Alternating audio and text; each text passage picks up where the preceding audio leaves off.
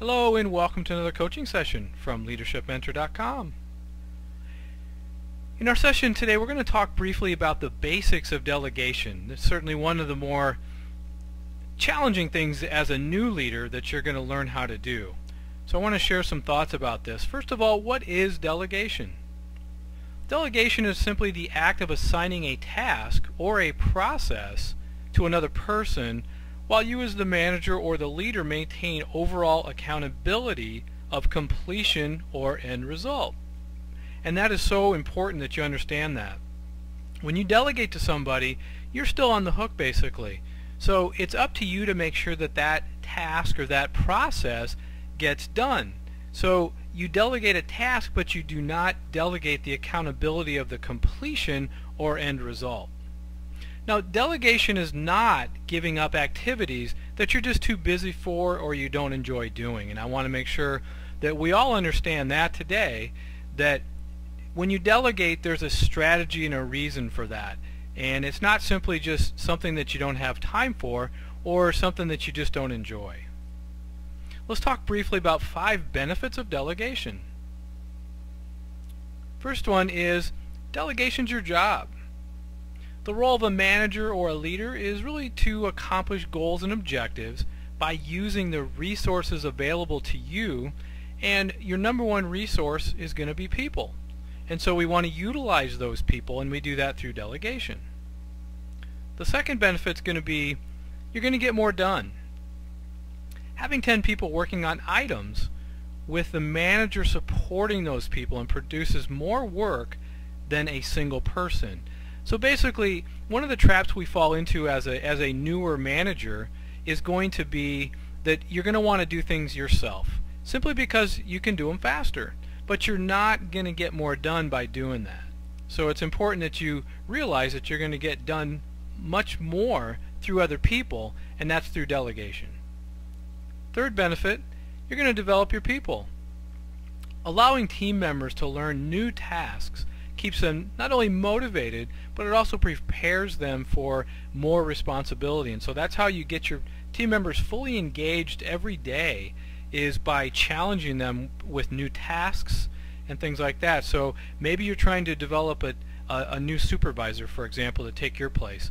What better way to do that than to start to delegate some of the things that you do as a team leader? Fourth benefit, you're going to have more free time. This allows the manager to focus more time on personal development and learning things that will help him or her actually reach the next level. And that's so important, that you find yourself getting bogged down with so many different things. And if you refocus your job and look at it as kind of directing traffic, if you will, then that's going to allow you to have more free time for personal development. Those are things that are going to help you to be more efficient in your current job, and maybe for some of you, more importantly, to get you ready for the next level of leadership, and that's pretty key. And the fifth benefit that we have is not delegating is just too costly. Not sure if that's a benefit, but that's definitely something that happens when you don't do it. Keeping every task closely guarded, it's going to make you important in the short term, but it's going to stifle your career long term by not allowing you and your team to learn new things.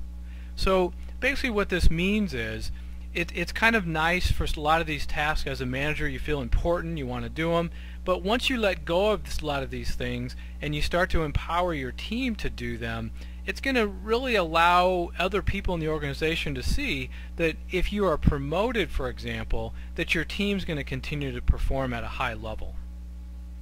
And then the last thing I want to share with you is just really quick, levels of authority.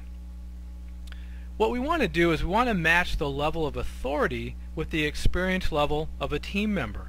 There's a whole session in our community about levels of authority. Basically what it means is, how are you going to follow up? If you're going to delegate a task to somebody who's very new, you're going to give them a lot of instructions, and you're also going to follow up frequently, make sure it gets done right. Now if you delegate to a more experienced person, that's going to be a little bit different. If they've done the task before, you have a high level of confidence, then they may just come back and say, I got this done, and then that's it. So there's different levels of authority, and we have to make sure that we match the level with the experience level of the team member. And again, this is one of the more important coaching sessions that we have in our community. And I'd encourage you to, if you are a community member, to watch that in maybe a couple of times to get an idea of what this is. So that's really it. I wanted to share again some basics of delegation. One of the most important things we do as leaders. We get more done through others, and I want to encourage you to join our community. It is free to join, and hopefully it also encourages you to become a paid member where you get actually one-on-one coaching as well as access to more in-depth coaching sessions. That's it for today. I hope you have a great day.